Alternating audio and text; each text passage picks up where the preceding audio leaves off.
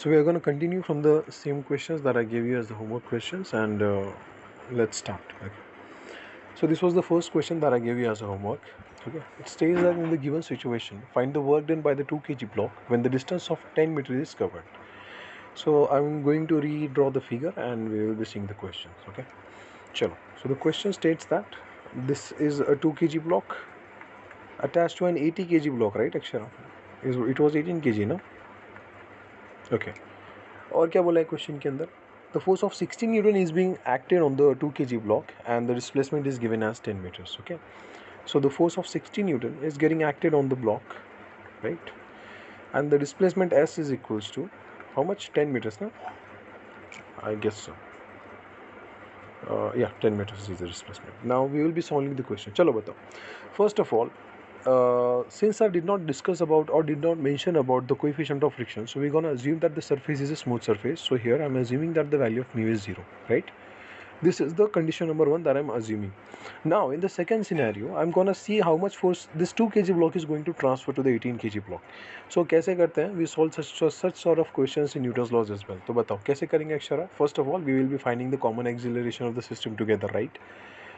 So the common acceleration of the system is nothing but net force divided by net mass of the system, है ना? So what's the net force acting on the system? It is 60 Newton divided by what is the net mass of the system? 18 plus 2, it's 20 kg. So the net acceleration of the system will be 3 meter per second square acting in the right side, right? Now talking about the 2 kg block, I'm going to draw the free body diagram of this 2 kg block. तो सबसे पहले check करो on the 2 kg block there is this force of 60 Newton acting in the right side. ठीक है? What will happen? The 2 kg block will exert some force F on the 18 kg block, and because these are the action pairs, so 18 kg will also exert the reaction force of the same magnitude F on the 2 kg block as well. So this is the 2 kg block. 60 Newton ka force is being acted on the 2 kg block in the right side, and there is one more normal reaction by the 18 kg block on the 2 kg block in the left side, and I'm assuming that this force to be F, right? And the net acceleration of the 2 kg block is equal 3 meter per second square that we've calculated just before. Now we're going to substitute the whole equation and we're going to frame the Newton's second law from this. Okay, so Newton's second law states that the net force is equals to mass times the acceleration of the system. So net force कौन सा direction में है? 60 Newton is in the right side, F is in the left side. So since the directions are opposite, I'm going to subtract the forces. So I'm going to get the expression such as 60 minus this force F is equals to net mass is 2 kg multiplied by the acceleration is 3 meter per second squared, right? So 60 minus the force F is equals to 6. From this point, I can say that the value of F is nothing but 54 newtons. This is my final answer for the force, okay? अब समझो, the 2 kg block is acting a force F which is 54 Newton on the 18 kg block, right? तो अब मेरे को पूछा गया है what is the work done by the 2 kg block. So मैंने कल के क्लास में भी तुमको बताया था when I was giving you the question that it is nothing such as the force exerted by some object, sorry, work done by some object, ठीक है? We always calculate the work done by the force. तो यहाँ पे कौन सा force लेना है अपने को? The force exerted by 2 kg block which is 54 newtons and the displacement S is equals to 10 meters. आप चेक करो, since the 2 kg block is exerting the force of F that is 54 newtons on the 18 kg block in the right side, and the displacement of the system is also in the right side, so we will simply say Fw is equals to F bar dot S bar since the forces and the displacements are finite and constants. तो मैं क्या करूँगा यहाँ से, because the angle is 0, so I'll simply write that W is nothing but F into S. The value of force was 54, the value of displacement was 10, therefore my final answer was come out to be 540 joules. This was the work done by the 2 kg block on the 18 kg block. समझा? All of you. Yes, sir. Okay. So did you try these questions at least? How many of you will? एक भी नहीं हुआ अक्षरा? नहीं आए? Krishna, did you solve? At least try it. चलो, anyways, find the work done by the spring force. Okay. I think this question is incomplete. Okay. When from the beginning, from the start, complete this question. Okay. Till the maximum elongation is occurred. Till the maximum elongation is occurred. Till the maximum elongation is occurred. है ना? चलो Now 100 Newton पर metre, 10 kg का block, 300 Newton का force and 0.5 is the coefficient of friction, right? So this is the spring constant 100 Newton पर metre बराबर. This is the 10 kg का block. The force of 300 Newton was being applied on this 10 kg block, and the coefficient of friction over here was 0.5. So the value of mu is equals to 0.5. Now I'll be trying to solve the question. Okay, समझो Akshara. The question is that as the blocks move, or as the 10 kg block moves in the right side, the spring constant or the spring force is constant, or is it a variable force? That's my question. First of all, tell me what is the spring force? F is equals to, tell me what's the spring force? Okay, K into X. I can say where X is the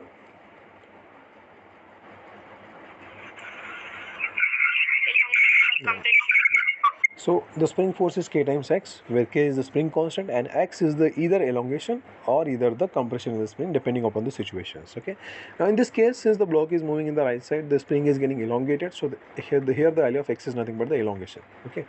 तो मेरे को एक बात बताओ, is the value of elongation constant Sonia as the block is moving in the right side?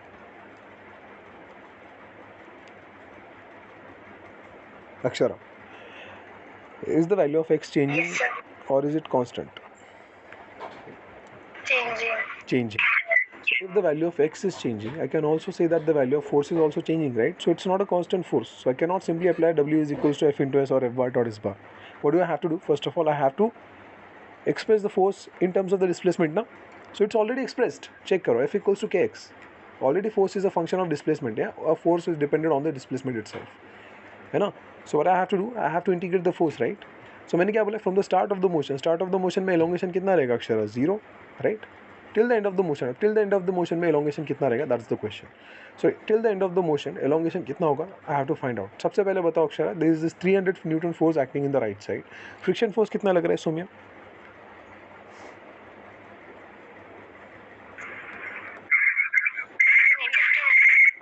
So mu का value is 0.5 and the normal reaction is again 100. So the friction force is nothing but 50 Newton acting in the, tell me, Right side. left side. Relative motion, na? It opposes the motion, right? So if the force is acting in the right side, the friction will act in the left side, opposite to the motion. ठीक है? So the net force on the block will be 300 and this is 50 Newton. कितना आएगा सोम्या? 250. तो अब right side में force लगेगा 250 Newton और left side में कितना फोर्स लगेगा? देखो मैक्सिमम कंप्रेशर की मैं बात कर रहा हूँ, तो मैक्सिमम कंप्रेशन पे क्या होना चाहिए अक्षरा? ब्लॉक रुक जाना चाहिए, राइट? एक एक्सट्रीम पे आके, बिकॉज अब कंप्रेशन मैक्सिमम हो गया. अब ब्लॉक रुकना चाहिए मतलब क्या होना चाहिए? 250 न्यूटन जो राइट में लग रहा है, that must be balanced by the 250 newton का force in the left side as well, right?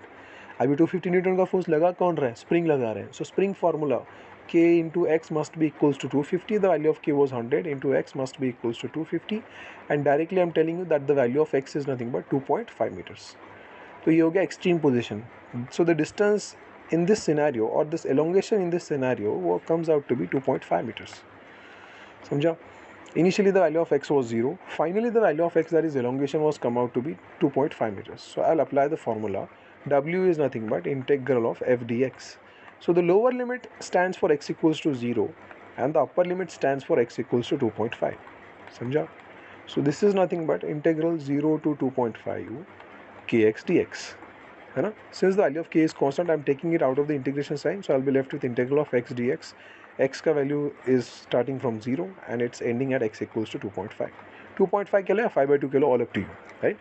So it's nothing but k times of, what is the integral x dx? It's nothing but x square by 2, right? So the limits are from 0 to 2.5 or 5/2, whatever, up to you. It's up to you. So I'm putting the value of k as 100 first of all, multiplied by x square by 2, that is nothing but 2.5 by 2.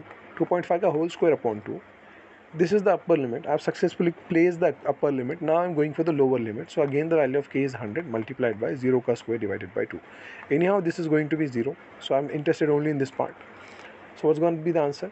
10 into, 100 into 2.5 ko I can write it as 5/2 ka whole square divided by 2, right? So it's nothing but 100 into 25 divided by 8, है ना? So 4 2s are 8, 425.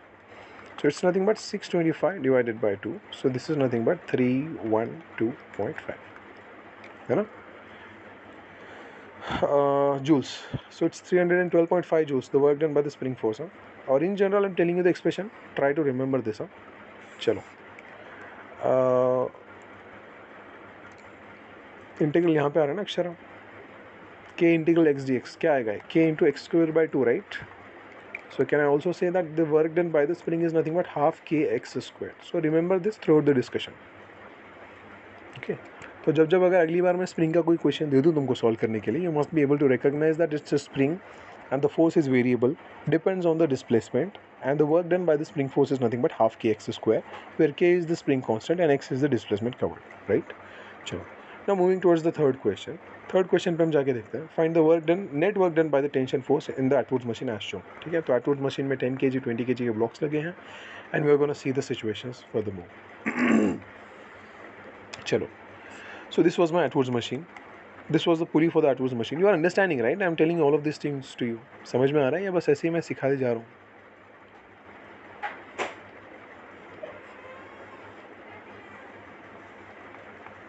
This is 10 kg block and this is 20 kg block.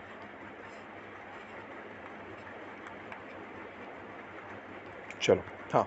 Now tell me, Akshara, in the Atwood's machine, as long as the 10 kg block is concerned, can you tell me the direction of the tension force on the 10 kg block?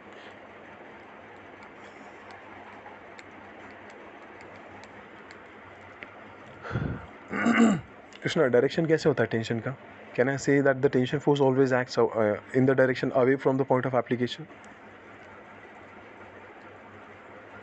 है ना? So the direction कैसा होगा Akshara tension force का? Upwards or downwards on 10 kg block? Upwards. So the tension force is acting in the upward direction. पुली की अगर मैं बात करूँ तो पुली के लिए टेंशन किधर लगेगा? In the downward direction. Similarly, since this is Atwood's machine and this string is uniform and it's a single string, unbreaked string, तो मैं क्या बोल सकता हूँ? The tension everywhere will be same or different?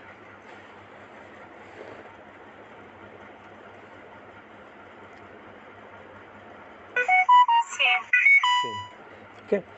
So अगर यहाँ पे tension T हुआ तो इधर भी टेंशन कितना होगा? T, and here as well the tension will be T. Okay. चलो. Now we will going to solve. अब मुझे एक बात बताओ Akshara. Can I say like tension कैसे निकालूंगा मैं? Sorry. उसके बाद का क्वेश्चन क्या है यार? Find the work done by the tension on the 10 kg block on the 20 kg block in 3 seconds. ठीक है, चलो. हाँ अक्षरा, समझने की कोशिश करो, ठीक है. Now I am going to calculate the net work done by the tension. ठीक है, कैसे निकालूंगा मैं? फर्स्ट ऑफ ऑल मुझे बात बताओ, which block is going to go upwards and which block is going to come downwards? Quick. 20 kg down. The 20 kg is going to come downward and the 10 kg block is going to go in the upward direction, right? चलो. Now, can I directly talk about the acceleration of the 20 kg block? का कितना हो रहा है अक्षरा?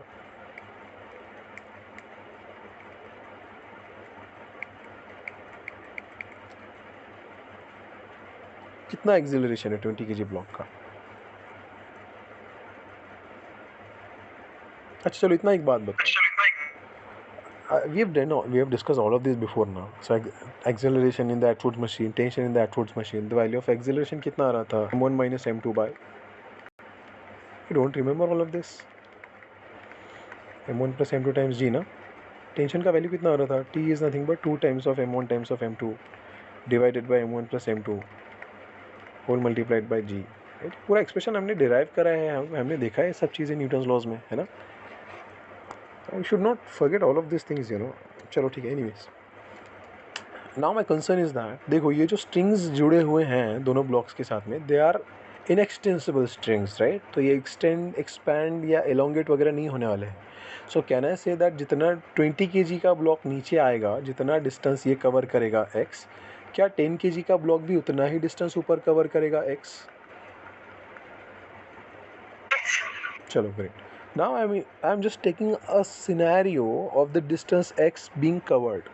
अक्षरा मुझे एक बात बताओ, throughout the motion work done by the tension force on the 20 kg block का मुझे कैलकुलेट करना है, ठीक है? मुझे एक बात बताओ अक्षरा, 20 kg ब्लॉक पे टेंशन ऊपर लग रहा है, 20 kg का डिस्प्लेसमेंट नीचे के डायरेक्शन में हो रहा है. I am assuming the tension force is T everywhere. I don't have to find the value of tension force for this question. तो Saumya, since the force and the displacement are opposite in the direction, तो work का expression क्या लिखूंगा मैं? W is equals to F bar dot S bar. Correct. याद रखो, tension force is a constant force in this Atwood's machine. Variable नहीं है tension force. Tension force का value we can definitely find 2m1 m2 by m1 plus m2 into g, है ना. So this is the value of tension force which is constant. Displacement भी मैंने constant ले रखी है, x का displacement, because displacement is also changing but every single time the value of the tension force is constant, है ना कहीं जाके ब्लॉक रुक जाएगा. तो I am assuming for that duration या किसी एक शॉर्ट टाइम इंटरवल के लिए, लेट से 2 सेकंड 3 सेकंड के लिए तुम ये सिचुएशन इमेजिन कर लो. लेट से 3 सेकंड के बाद में 20 kg का ब्लॉक नीचे आया है, 3 सेकंड के बाद में 10 kg का ब्लॉक ऊपर गया है. ठीक है, you can take any time interval you want. I am taking 3 seconds. तो मुझे एक बात बताओ समय, for the 20 kg block work done by the tension मुझे निकालना है. Work done by the tension on the 20 kg block क्या आएगा? F bar dot S bar. Because the directions are opposite, can I directly say that the work is nothing but minus F S, है ना. So minus F is nothing but minus the value of tension force multiplied by distance x. ये हो गया work done by the tension on the 20 kg block. Similarly, if I talk about this 10 kg block, मुझे बात बताओ, work done by the tension on the 10 kg block. Again, I can write the formula as F bar dot S bar, right? अब मुझे बताओ, is the direction of the force and the displacement same or opposite? Same. Same. So can I directly write the force is nothing but F into S, है ना. Force कितना लग रहा है? Tension force it's nothing but T multiplied by the displacement X. So net tension force, अगर net work मुझे calculate करना रहा, so net work is equals to, बताओ कैसे कैलकुलेट करूँगा? Work done by the tension on the 20 kg block plus work done by the tension on the 10 kg block. So it's nothing but minus tx, it's plus tx. So it's anyhow going to get cancelled. So the net work is always 0. समझा? So Yes. in the Atwood's machine, the net work done is always 0. समझ रहे हो? अब मैंने क्या बोला था? In the previous question और in the above question find the work done by the tension on the 10 kg block 20 kg block in 3 seconds पूछा है. तो अब मुझे निकालना पड़ेगा इंडिपेंडेंटली 3 सेकंड्स के अंदर इनका डिस्प्लेसमेंट कितना होगा. तो उसके लिए मुझे दोनों एक्सप्रेशंस का जरूरत चाहिए. टेंशन फोर्स का भी एक्सप्रेशन लगेगा मुझे और एक्सिलरेशन का भी एक्सप्रेशन लगेगा, so that I have to find the displacements, right. चलो, so I am drawing again the same figure and again we have to see the same scenario as well. Okay, so this is the pulley, this is my 10 kg का block, right, and this is my 20 kg का block. चलो Akshara, tell me the value of acceleration. Acceleration of the block is nothing but m1 minus m2 divided by m1 plus m2 whole multiplied by g, है ना. Substitute the values. This is nothing but 20 minus 10 divided by 20 plus 10 multiplied by g का value is 10 approximately, right. So can I directly say it's 100 divided by 30? So I am telling the value of acceleration is nothing but directly 10 by 3 metre पर second का square, है ना. So this is the value of acceleration. मेरे को पहला information मिल गया, so I'm gonna keep this information so that I can utilize this for the further use. अब मुझे बताओ, I have to find the value of the tension force. So tension force का formula is nothing but directly 2 times of m1 m2 divided by m1 plus m2 whole multiplied by g, है ना. Substitute the value. So this is nothing but 2 times of m1 का value है 10, m2 का value है 20 divided by m1 का value again 10, m2 का value again 20 multiplied by g का value 10. Right? So the value of tension is nothing but how much? It's can I directly say it's nothing but 4000 divided by 30, है ना. So it's nothing but 400 by 3 Newton. So this is the tension force का value 400 by 3. अब मुझे निकालना है find the work done by the tension on the 10 kg block. So work done on the 10 kg block in first 3 seconds, right. 3 seconds. तो कैसे करूँगा अक्षरा? सबसे पहले बताओ टेंशन फोर्स किधर लग रहा है 10 kg पे? In the upward direction. 20 kg पे भी किधर लग रहा है tension force? In the upward direction. 10 kg block का डिस्प्लेसमेंट किधर हो रहा है? In the upward direction, right. तो इसके लिए वर्क डन का फॉर्मूला क्या आएगा? So W is equals to again F bar dot S bar ना. Since the angles are in the same direction, like the directions are in the same direction, so I can directly say that the value of theta, that is angle between the displacement and the force, is 0. And if the angle is 0, I can simply say that the work done is nothing but F into S. बराबर. F का तो value मुझे मिल गया, tension force का value how much? 400 by 3. अब distance का value मुझे निकालना है. So in the first 3 seconds I have to find the distance. तो बताओ सो मैं which formula should I have to use? I am assuming that the system is starting from the left. So S equals to half a t square, है ना. So this is nothing but half multiplied by the value of acceleration is nothing but 10 by 3 multiplied by 3 ka square. So the distance is nothing but half multiplied by 10 into 3 directly. Can I write it like this? So 2 ones are 2, 2 5s are 10. So it's nothing but 15 meter ka distance cover ho raha hai by the 10 kg block in first 3 seconds, right? So I can simply say that the work is nothing but F into S. That is nothing but the value of work was 400 by 3, right? 400 by 3 multiplied by 15. So 3 ones are 3, 3 5s are 15. So it's nothing but 2000 joules. Correct? So this is the work done by the tensile force on the 10 kg block. Understood? अब मैंने क्या बोला था? Again I have been told to find the work done by the tensile force on the 20 kg block. So I have two ways to solve this question. या तो मैं वापस से सेम प्रोसेस पूरा 20 kg के ब्लॉक के लिए करूँ, tension force, acceleration, displacement and all that stuff, या फिर मैंने प्रीवियस क्वेश्चन का मेरे पास डेटा अवेलेबल है. याद रखो, net work done by the tension force in the outwards machine is always zero ना. सो मैं यहाँ पे वही लिख रहा हूँ. So the net work is always zero, W net is always zero. मतलब क्या Akshara? Work done by the 10 kg block plus work done on the 20 kg block is always zero. So ये प्लस 20 है, इधर लेके जाके इधर लेके आओ, that becomes, so can I directly से work done by the 10 kg block is equals to negative of the work done by the 20 kg block, right? अब work done by the 10 kg block मैंने निकाल लिया है 2000. So work done by 20 kg block is nothing but minus of work done by 10 kg block, that is nothing but minus 2000 joules. समझा all of you?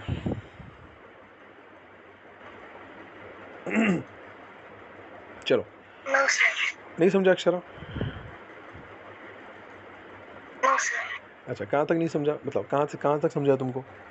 You did not understand anything of it? No, sir. अच्छा, ये वाला question भी नहीं समझा तुमको, spring वाला?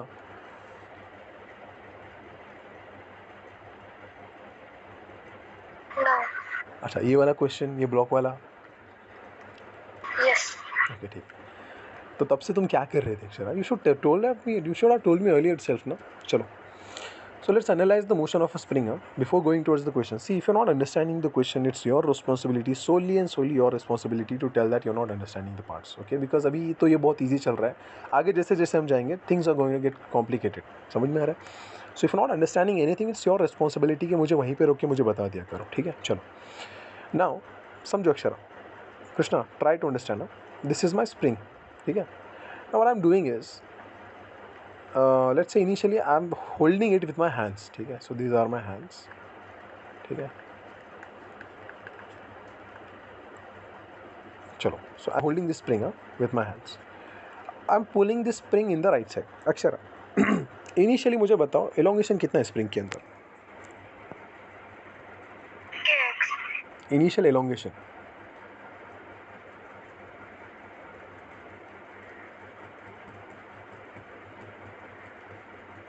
So what is the elongation initially before applying the force? What is the elongation Akshara? Zero, right? So the value of x is 0. Initially the elongation in the spring was 0. अगर the elongation 0 है Akshara, spring force का formula is always Fs is equals to k times of x, where x is the elongation or the compression. तो शुरू में Krishna elongation कितना था मेरे पास में? Are you there? Zero. So if the elongation was 0, तो शुरू में force कितना रहेगा spring की वजह से? Zero.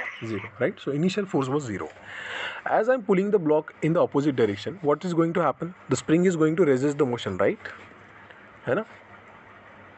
Yes, sir. So as I'm increasing my force by my hand, spring भी क्या करेगा? अपना force increase करता जाएगा, है ना? Because उसको balance बना के रखना है spring force को, है ना? Right? So what's going to happen as I'm increasing the force? The block is moving in the right side. As the block is moving in the right side, the elongation in the spring is getting increased. And as the elongation is increasing, the spring force also increases, and the spring will try to pull the block in the left side with more and more force as the distance increases. Samjha? Yes, sir. So throughout the motion, I have understood that anyhow the force applied by the spring is not constant. It's changing with the displacement, है ना? It's changing with the position. तो जितना ज़्यादा मैं block को right side में खींच रहा हूँ, उतना ज़्यादा स्प्रिंग का फोर्स बढ़ रहा है. Correct? So point number 1, the force applied by this spring is not constant throughout. Point number 2, the force is variable and it is dependent on what? Time, distance or speed, Akshara? Distance. Distance, right? So force is depended on the distance. कैसे equation Akshara depended कैसे है? What is the relationship between the force and the displacement? F equals to बोलो kx ना, यही तो force के बीच में relation है ना, करेक्ट? Yes, sir. हाँ, तो अब मेरे को फोर्स का मिल गया equation in terms of x, right?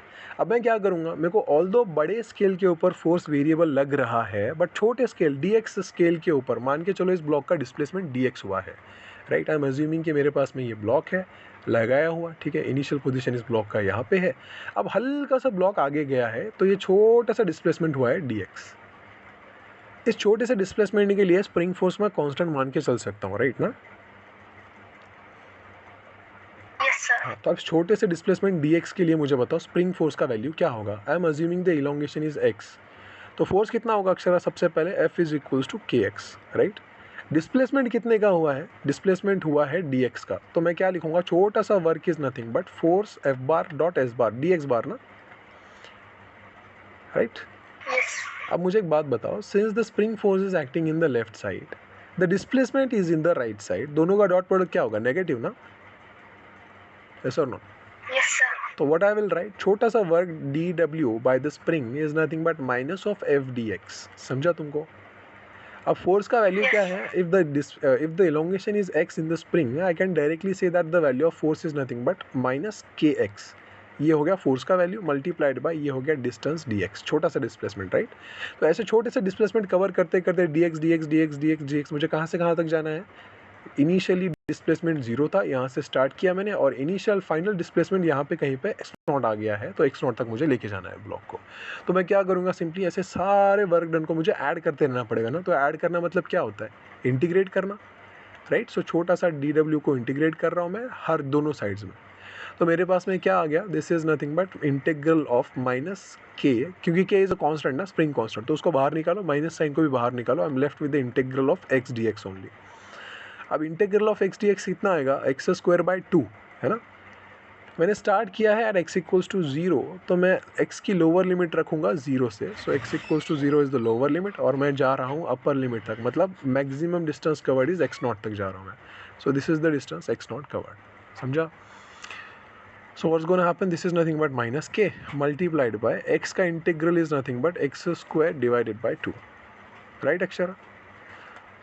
Now Yes, put sir. the upper limit and then lower limit. So minus k का minus k as it is. The upper limit is nothing but x naught का square divided by 2, and the lower limit is nothing but 0 square divided by 2.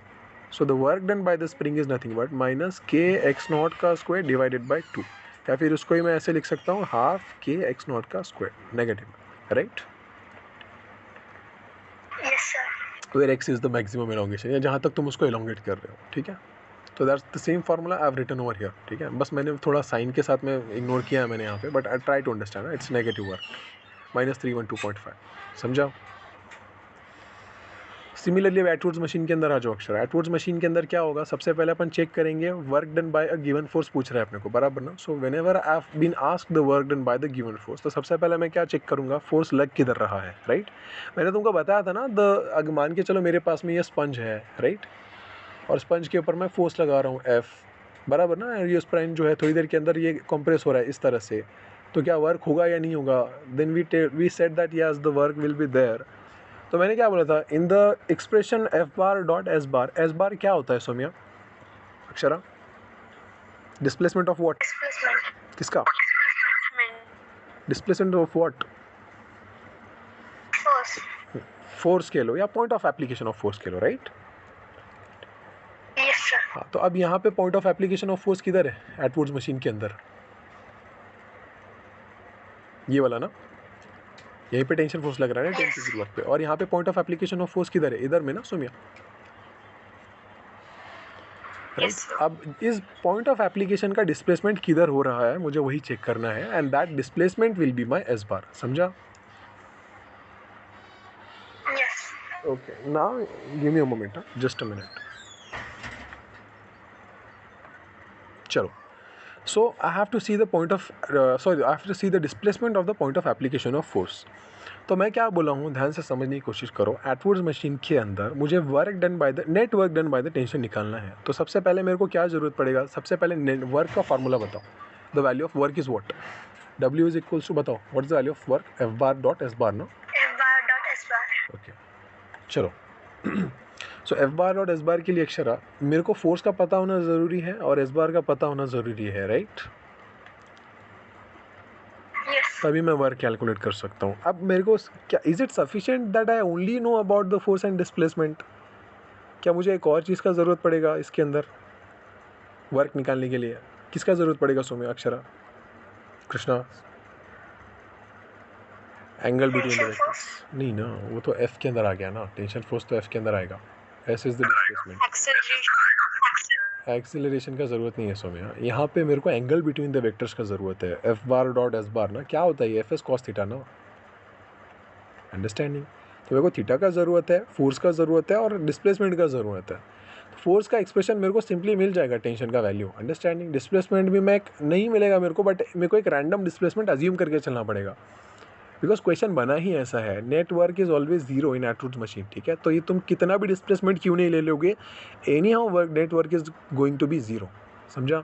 तो अब मुझे बताओ, force जो मैं लिख रहा हूँ वर्क डन बाय क्या, किसका वर्क निकालना है मुझे? अक्षरा क्वेश्चन पढ़ो पहले. क्वेश्चन क्या पूछ रहे हैं, बोलो.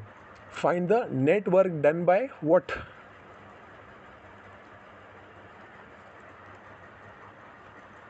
टेंशन फोर्स ना. Understanding? So I have to find the net work done by tension force. तो टेंशन का एक्सप्रेशन कितना आता है एटवुड्स मशीन के अंदर? 2m1 m2 by m1 plus m2 times of g. Correct?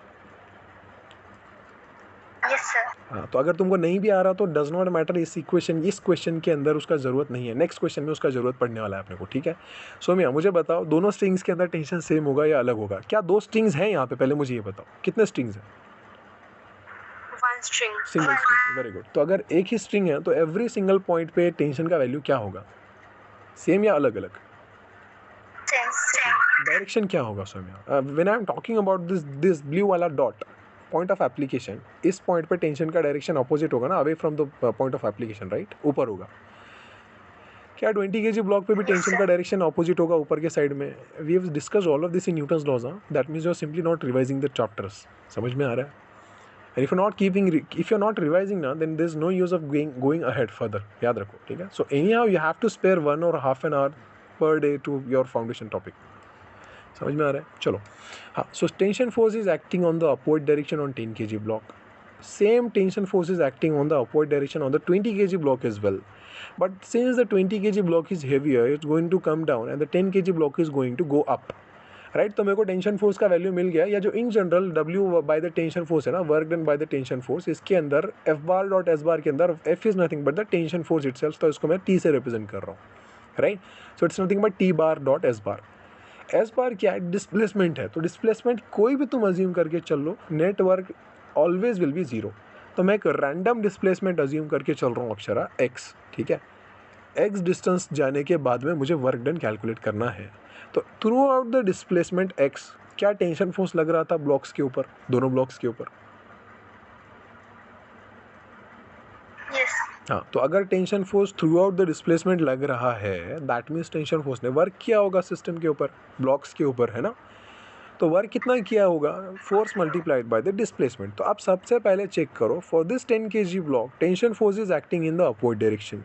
The displacement of the 10 kg block is also in the upward direction. तो दोनों का डायरेक्शन सेम हो गया. That means the angle between them has reduced to be zero, right? और जब angle zero हो जाएगा या डिस्टेंस सेम हो जाएगा, डायरेक्शन सेम हो जाएगा, we will simply write the force as F S.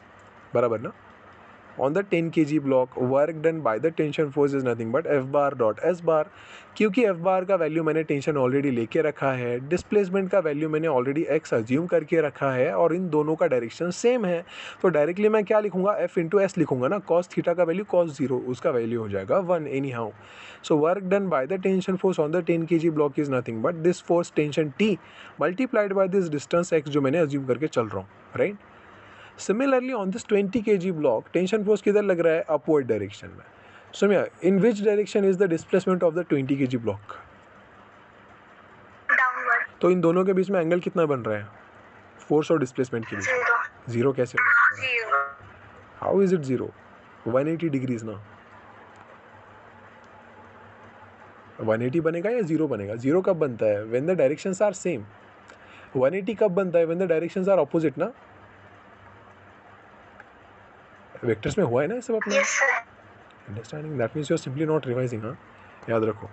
So for the 20 kg block, the displacement is in the downward direction. The tension force is acting in the upward direction. The angle between the force and the displacement is 180 degrees. So I am writing the work done is nothing but F bar dot S bar. मतलब Fs cos theta. Theta का value 180 substitute करो. So cos 180 हो जाएगा. Cos 180 का value -1. So simply F into S हो जाएगा expression. Work done by the tension force on the 20 kg block. अब because minus का sign आया है, because the forces are in the opposite direction. F का वैल्यू मेरे को पता है, that's tension force T. S का value it's the displacement, that is X. तो work done by the tension force on the 20 kg block will be minus TX. On the 10 kg the work done will be plus TX. आप दोनों को add करो network के लिए, net work निकालने के लिए. This is nothing but work done by 20 kg block, work done on the 10 kg block. दोनों को ऐड करो, minus TX plus TX becoming 0. समझा? Yes, sir. अब same scenario over here as well. तो अब इंडिपेंडेंट मुझे वर्क डन निकालने हैं on the 10 kg block and on the 20 kg blocks as well. तो 10 kg ब्लॉक पे क्या करूंगा? Tension is acting in the upward direction. 20 kg पे भी tension is acting in the upward direction. अब find out the values of the tension force. Tension का value क्या आएगा? 2m1 m2 by m1 plus m2 into जी ना. दिख रहा है? तो सब्स्टिट्यूट द मासेस. m1 के जगह पे तुम रखो 20 kgs और m2 के जगह पे तुम रखो 10 kgs जगह पे, एंड बस you will find the value of tension. Formula लगाओ, डायरेक्टली तुमको टेंशन का वैल्यू कितना मिलेगा? 400/3 न्यूटन. अगेन फार्मूला लगाओ, तुमको एक्सेलरेशन का वैल्यू कितना मिलेगा? m1 minus m2 by m1 plus m2 whole multiplied by g.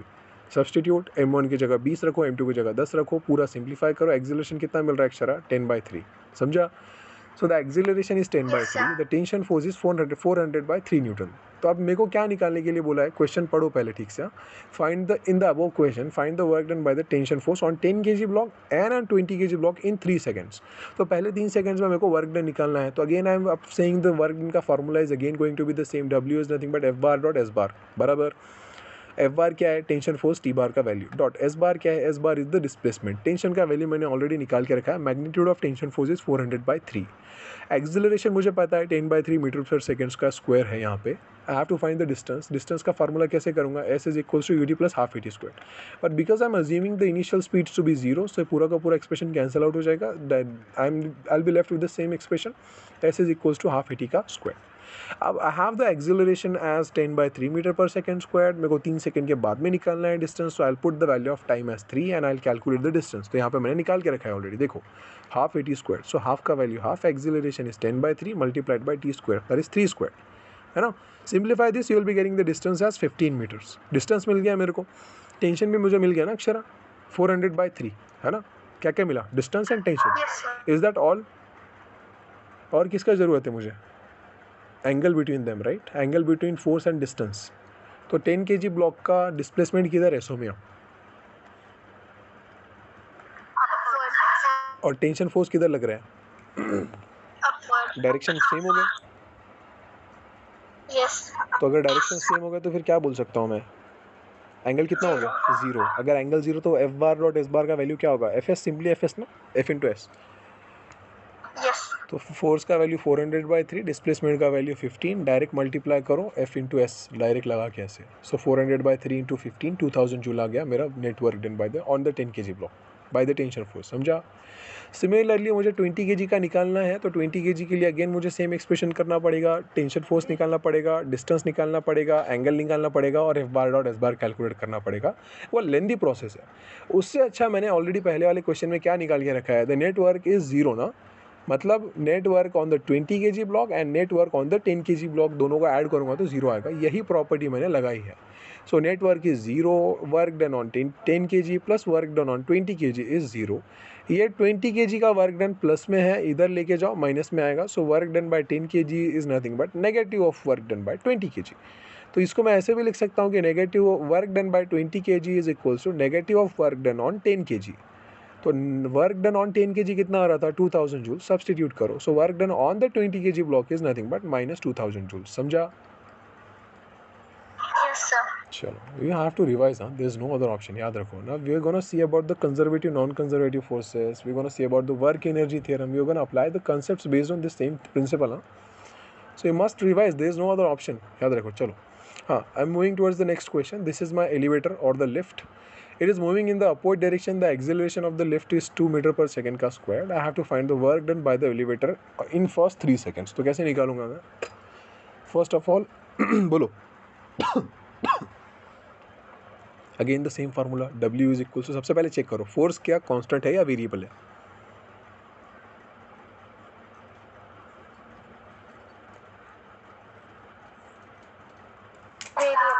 Variable force है.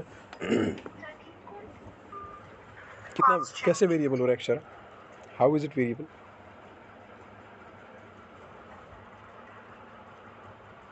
How is it variable? कितना फोर्स लगा रहा है? चलो सबसे पहले बताओ. ये 20 kg ब्लॉक की 20 kg ब्लॉक पे exert force in the downward direction. कितना लगाएगा डाउनवर्ड डायरेक्शन में फोर्स? ये 200 Newton. Right. Now because there is this lift elevator accelerating in the upward direction, क्या होगा? There will be pseudo force. Yes sir. किधर लगेगा Akshara? Downward. कितना लगेगा?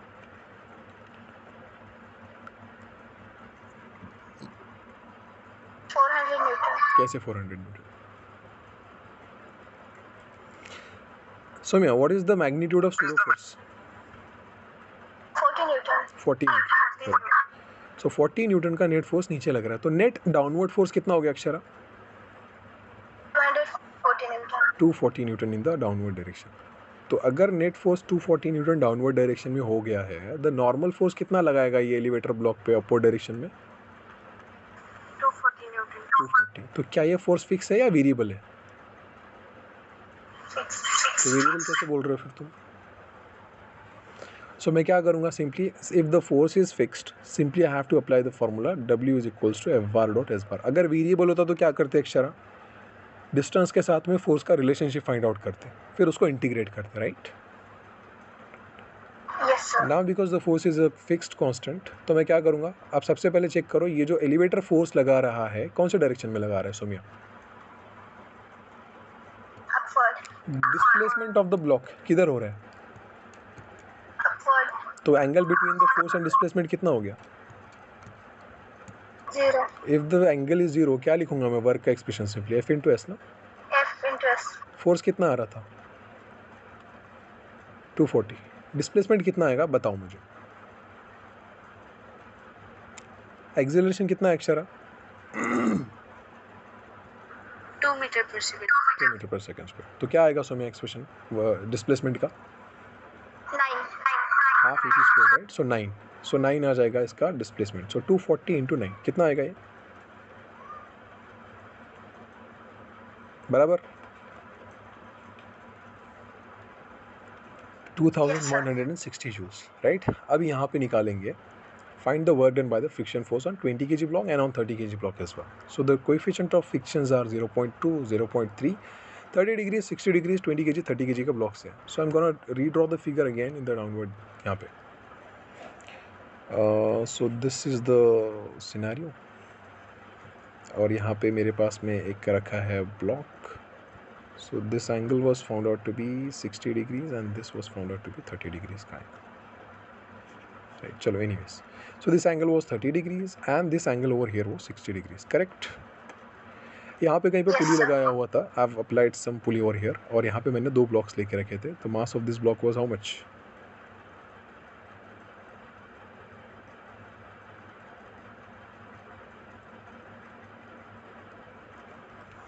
चलो वापस से देखते हैं इंफॉर्मेशन. किधर गया क्वेश्चन? इधर गया. हाँ चलो. So 20 kg, 30 kg, 0.2, 0.3, right? So this is 20 kg and this is 30 kgs. 20 kgs. The coefficient of friction between this block and the surface was mu equals to 0.2. और यहाँ पे तो 0.2. चलो हाँ. The mass of this block was 30 kgs. And the coefficient of friction between the block and the surface was 0.3. 0.3. चलो. I have to find the work done by the friction force independently on the 20 kg block and independently on the 30 kg block. Time duration वगैरह दिया है कुछ? ले लेना इधर, ठीक है? In first 4 seconds. चलो. हाँ बताओ. What's gonna be the answer? सबसे पहले अक्षरा 30 kg ब्लॉक का फ्री बॉडी डायग्राम बताओ क्या होगा कृष्णा। 30 kg ब्लॉक पे एक डाउनवर्ड डायरेक्शन में फोर्स लगेगा, कितना लगेगा? mg mg 30 sine theta. यहाँ पे भी डाउनवर्ड फोर्स कितना लगेगा Krishna? mg sin theta. mg sin theta. Because there is the single string attached to the both the blocks passing over the pulley, so I can say that the value of tension on in every single part of the string will be same, right? तो 20 kg के लिए tension का force will be in the opposite direction, 30 kg के लिए भी tension का force will be in the vertically opposite direction. समझा all of you?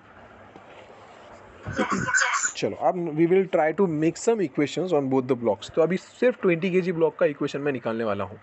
अच्छा, इज दैट क्या मैंने सारे से सक्सेसफुली लिख लिया है Saumya, Akshara?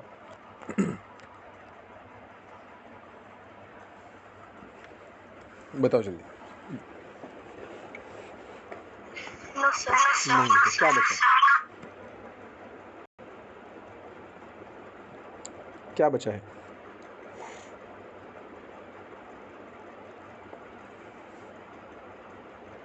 Friction force. Friction force. तो फ्रिक्शन फोर्स लिखने के लिए अपने को अज्यूम करके चलना पड़ेगा, ठीक है? Friction force always acts in the direction opposite to the motion, right? और friction force always resist the change in the motion.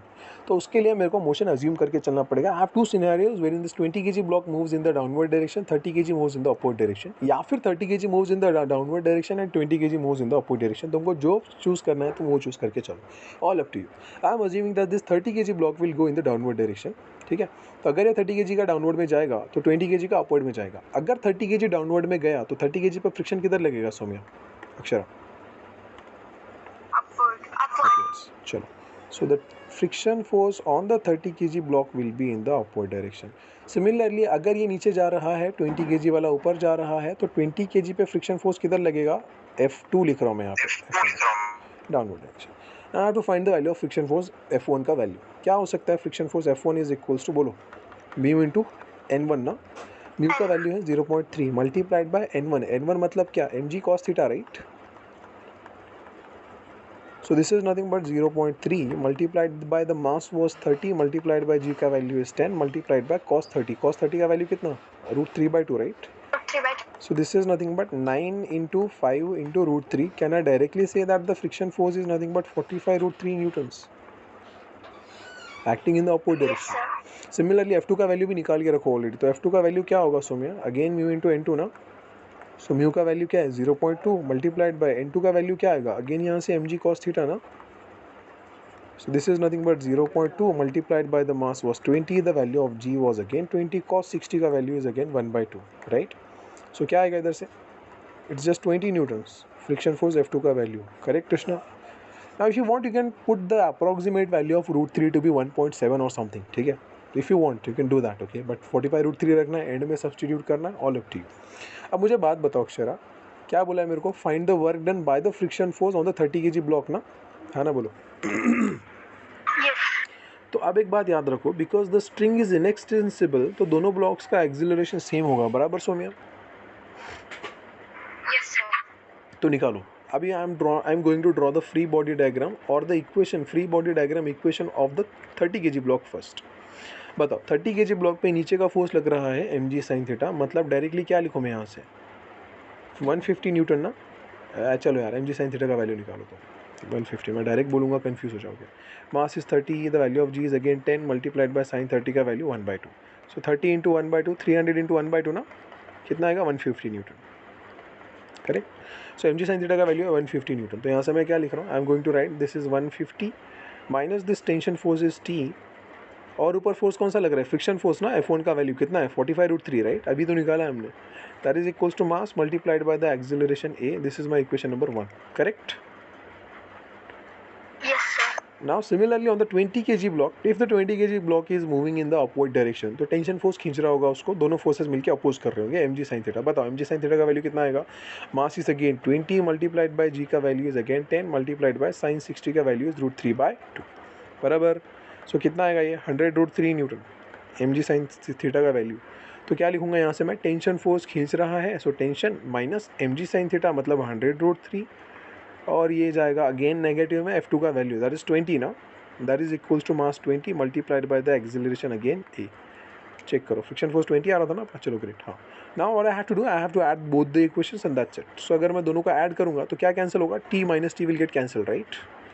क्या बचेगा मेरे पास में, this is nothing but 150 minus 100√3, ठीक है, minus 45√3 and this is minus 20 is equals to 50 times acceleration ए. समझा. Yes, sir. चलो, सो यहाँ से क्या आ रहा है मेरा 150 का 150 as it is minus this is minus 100, this is minus 45, क्या हो जाएगा माइनस 145 ना √3. This becomes minus 20 is equals to 50 times acceleration a. तो 150 माइनस 120 कितना आएगा Akshara, 130. 130 minus 145√3 is equals to 50 times acceleration a. अब एक बात याद रखो, 130 बड़ा है या 145√3 बड़ा है अक्षरा, कौन बड़ा है.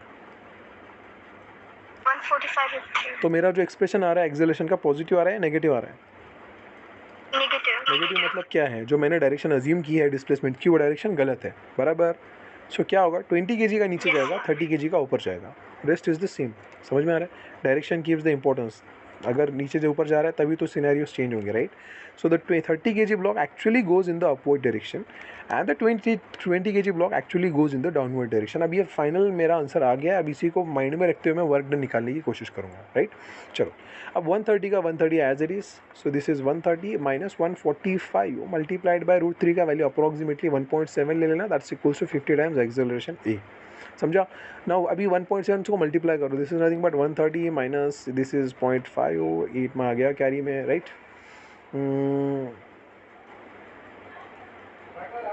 This is 246.5 is equals to 50 times the acceleration a. कितना आएगा ये, if I directly write it's nothing but 116.5 is equals to 50 times acceleration a, negative में. So the value of acceleration is nothing but minus 116.5 divided by 50, right. So can I write it as the value of acceleration is nothing but minus 11.65 divided by 5, correct. So it's nothing but minus 2.33 meter per second का square, correct. तो acceleration मुझे मिल गया इन the opposite direction. मैंने ये लेके चला था तो ये आ रहा है नेगेटिव में, तो ऑटोमेटिकली इसका उल्टा क्या आएगा, पॉजिटिव में. So acceleration is nothing but 2.33 meter पर सेकेंड का स्क्वायर. पहले 3 सेकेंड के अंदर मुझे work done by the friction on both the blocks निकालने के लिए बोला है, तो मैं पहले 20 kg को फोकस करूंगा. So for 20 kg work done by the on the 20 kg block by the friction is nothing but, again क्या लिखूंगा मैं, F bar dot S bar ना Akshara. Yes, sir. So this is nothing but f bar dot s bar. तो सबसे पहले f bar check करो. If the 20 kg block is moving in the downward direction, तो friction अभी किधर लगेगा उस पर, Upward. अपवर्ड्स लगेगा. तो मेरे को डायरेक्शन रिवर्स करना पड़ेगा वापस से, ठीक है. या अगर डायरेक्शन रिवर्स नहीं भी कर रहे हो तो याद रखो ऑलवेज फ्रिक्शन फोर्स का work done will be negative, ठीक है, नेगेटिव लगेगा. तो सिंपली नेगेटिव लिख दो multiplied by F into S, बात खत्म. सो माइनस फ्रिक्शन फोर्स कितना लग रहा था इधर 20, डिस्प्लेसमेंट कितना होगा, you have to calculate that in the first 3 seconds या फर्स्ट 4 सेकेंड्स में. तो फर्स्ट 4 सेकेंड्स के अंदर displacement is nothing but half 80 का स्क्वायर. सो हाफ का value half as it is, acceleration का value 2.33 multiplied by time is 4 का square. So it's nothing but 2.33 multiplied by directly 8 लिख रहा हूँ मैं यहाँ से, it's nothing but 18.64 meters, right. So minus 20 into 18.64. So multiply करो, it's nothing but 2 into 186.4 and that's nothing but, बोलो कितना आएगा ये, 372.8 ना, नेगेटिव में आएगा joules. So work done on the 20 kg block by the friction is nothing but minus 372.8 joules. Similarly, work done on the 10 kg block by the friction का भी formula क्या आएगा, minus f bar dot s bar. मतलब इसको मैं क्या लिखूंगा, simply negative of f into s ना. So minus of friction force कितना आ रहा था यहाँ पे, बताओ जल्दी, 45√3 ना. Yes, sir. So the friction force was going to be 45 into √3 multiplied by distance, again will be the same. Distance will not change because acceleration हमने सेम रखा है, तो acceleration सेम तो डिस्टेंस भी सेम आएगा. सो डिस्टेंस का value कितना हो जाएगा, 18.64, right. So it's all up to you. तो मल्टीप्लाई करना चाहते हो मल्टीप्लाई करो, नहीं करना चाहते ऐसे रखना चाहते हो तो ऐसे ही रखो. तो सबसे पहले 45 टाइम्स 4 कितना आएगा, 180. 180 को 0 कैरिड इज 18. 45 टाइम्स ऑफ 6 कितना आएगा, 270 प्लस 18 कितना आएगा, 288. 288 को 8 लिखो, कैरिड इज 28. अब 45 टाइम्स ऑफ 4 360 आएगा ना, 360. 360 प्लस 28 कितना आएगा? 388. 388 को अगेन 8 लिखो, carry is 38 now. Now 45 ones are 45 plus 38 कितना आएगा? 45 75 plus 83 √3. So the final answer is nothing but minus 838.8 √3 joules. So the work done on the 10 kg, 20 kg na, 30 kg sorry, work done on the 30 kg block. Samjha all of you? So this is the work done on the 30 kg block. This was minus 838.8 into √3 joules. Understood?